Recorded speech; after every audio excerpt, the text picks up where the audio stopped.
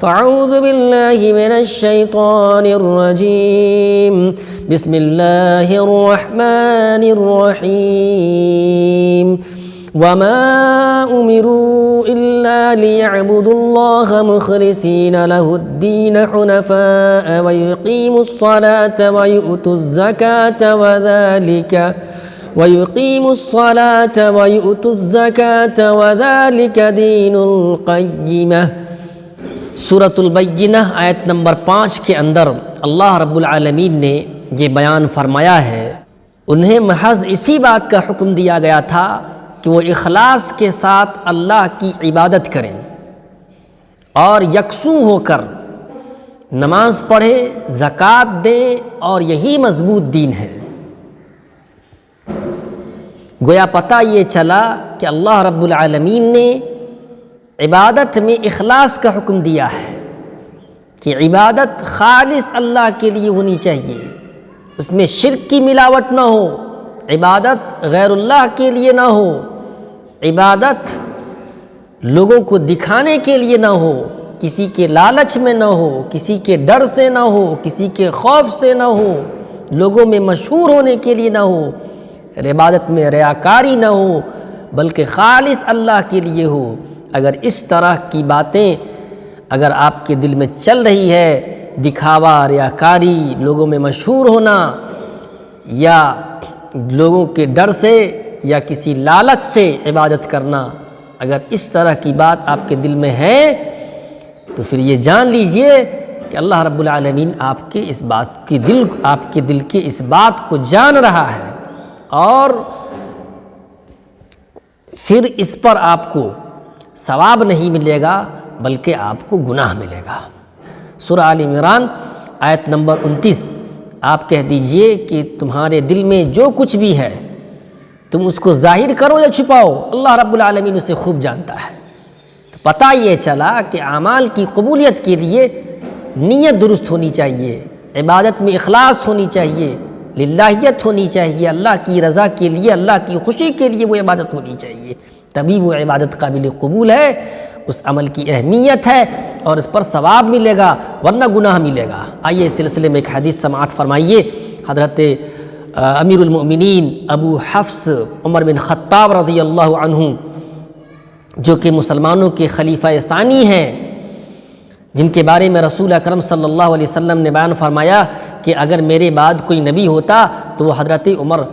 رضی اللہ عنہ ہوتے۔ وہ بیان کرتے ہیں، حضرت ابو حفص عمر بن خطاب رضی اللہ عنہ بیان کرتے ہیں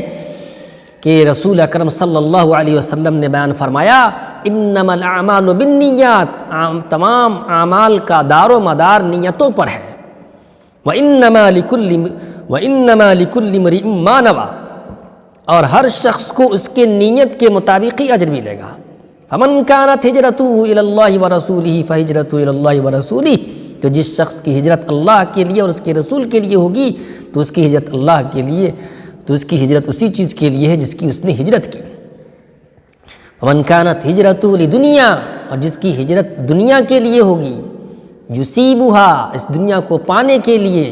او امرأۃ ینکحها، یا کسی عورت سے نکاح کی خاطر، تو فہجرته الی ما ہاجر الیہ، تو اس کی ہجرت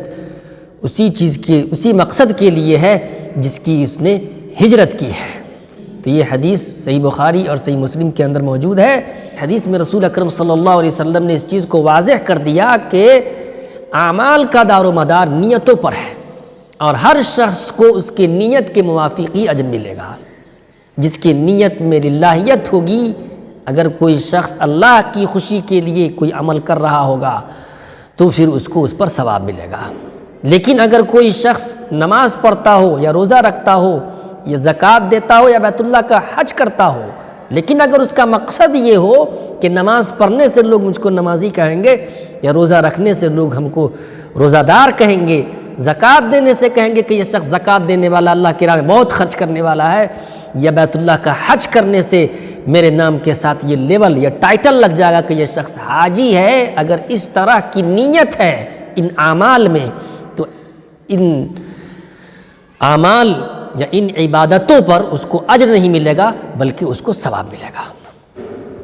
تو نیت کے موافق ہی انسان کو اجر ملے گا۔ اس حدیث کا پس منظر یہ بیان کیا گیا ہے کہ ایک شخص تھا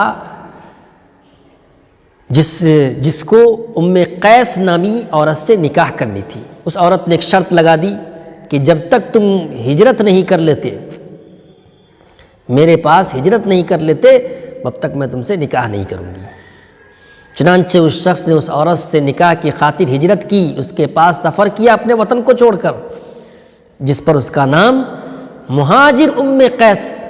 رکھا گیا۔ ہجرت کے معنی ہوتے ہیں چھوڑنا، ترک کرنا،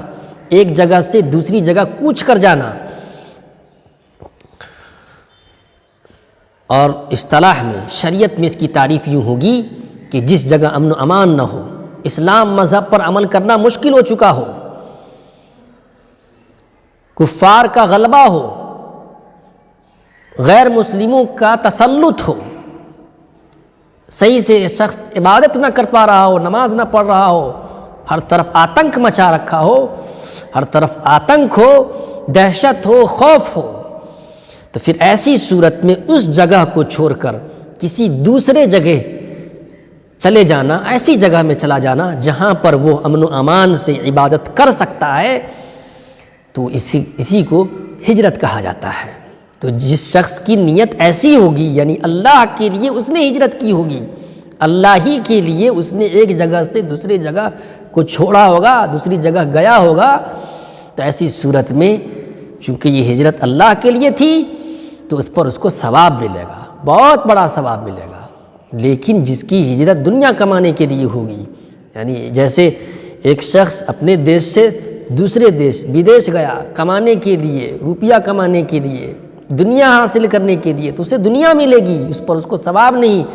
ملے گا۔ اس کی نیت میں تھا دنیا کا حصول، تو وہ شخص دنیا حاصل کر سکے گا۔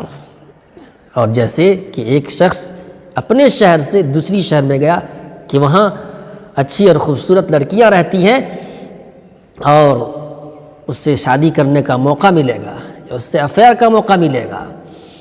تو چونکہ اس کی ہجرت لڑکیوں کے لیے تھی، عورت کے لیے تھی، تو اس پر اس کو وہی چیز ملے گی، اس کو وہی مقصد حاصل ہوگا جس کی اس نے ہجرت کی ہے۔ خلاصہ یہی ہے کہ اعمال کا دار و مدار نیتوں پر ہے، اور ہر شخص کو اس کی نیت کے موافق ہی اجر ملے گا۔ اور یاد رہے کہ نیت کی جگہ یہ دل ہے، تو نیت یہی سے ہوگی۔ نماز میں اس کے لیے زبان سے نیت کے الفاظ کہنا یہ ثابت نہیں ہے۔ تلبیہ کے لیے نیت کے جو الفاظ ہیں وہ اس سے مستثنی ہے، لیکن نماز کے لیے ہندوستان، پاکستان یا اور ملکوں میں جو یہ رواج ہے کہ لوگ نماز کے لیے اپنی زبان سے الفاظ کہتے ہیں، اپنی طرف سے بنا کر بولتے ہیں، یہ صحیح حدیث سے ثابت نہیں ہے۔ یعنی جو کہتے ہیں کہ میں نیت کرتا ہوں قبلہ رخ ہو کر امام کے پیچھے 2 رکعت نماز کی، تو اس طرح کی نیت کے الفاظ یہ ثابت نہیں ہے، لوگوں نے اپنی طرف سے خود ہی گڑھ کر پیش کیا ہے۔ تو اس طرح کے الفاظ نماز کے لیے کہنا یہ درست نہیں ہے، بلکہ انسان نے نیت کر لیا دل میں، اس کو اللہ رب العالمین اچھی طرح سے جان گیا۔ اللہ رب العالمین دلوں کی کھٹکن کو اور دھڑکن کو اچھی طرح سے جانتا ہے، لیکن شرط ہے ہر عمل کے لیے، شرط ہے کہ وہ عمل، وہ عبادت رسول اللہ صلی اللہ علیہ وسلم سے ثابت ہو، تبھی ہم وہ عمل کر سکتے ہیں۔ من یقل علی ما لم اقل فلیتبوأ مقعدہ من النار، جس شخص نے میری طرف وہ بات منسوب کی جو میں نے نہیں کہی تھی، تو ایسے شخص کو چاہیے کہ وہ اپنا ٹھکانہ جہنم میں بنا لیتا ہے۔ ایسے شخص کا ٹھکانہ جہنم ہے۔ صحیح بخاری حدیث نمبر غالباً 106 کے اندر یہ حدیث موجود ہے۔ تو کہنا یہی ہے کہ نماز کے لیے نیت کے الفاظ صحیح حدیث سے ثابت نہیں ہے، اور ہمیں نیت دل میں ہی کرنی چاہیے۔ اس چیز کی اور وضاحت دیکھنی ہو تو صفت صلاۃ النبی میں علامہ البانی رحمۃ اللہ علیہ نے اس بات کو اچھے طرح سے واضح کیا ہے۔ لہٰذا خلاصہ یہی ہے کہ نیت میں اخلاص ہونی چاہیے، خالص اللہ کے لیے عبادت ہونی چاہیے، غیر اللہ کے لیے نہیں ہونی چاہیے۔ اس میں شرک کی ملاوٹ نہ ہو، غیر اللہ کے لیے عبادت نہ ہو، بلکہ صرف اور صرف اللہ کے لیے ہو۔ نیز جس طرح عبادت کی قبولیت کے لیے شرط یہ ہے کہ اس میں نیت درست ہو، اخلاص ہو، نیت میں جس طرح سے اخلاص ضروری ہے ویسے ہی یہ بھی ضروری ہے کہ وہ طریقہ، وہ عبادت رسول اللہ صلی اللہ علیہ وسلم کے طریقے کے مطابق ہی کی گئی ہو، تبھی وہ عمل قابل قبول ہے، ورنہ وہ عمل مردود ہے۔ اللہ وحدہ لا شریک سے دعا ہے کہ اللہ رب العالمین ہم تمام لوگوں کو، ہم جو بھی عبادتیں کریں، ہمارے جو بھی اعمال ہوں، وہ اس میں ہماری نیت درست ہو، ہماری وہ تمام عبادتیں جو ہم کرتے ہیں ہم صرف اور صرف اللہ ہی کے لیے کریں، اللہ کی خوشی کے لیے کریں، اللہ کو راضی کرنے کے لیے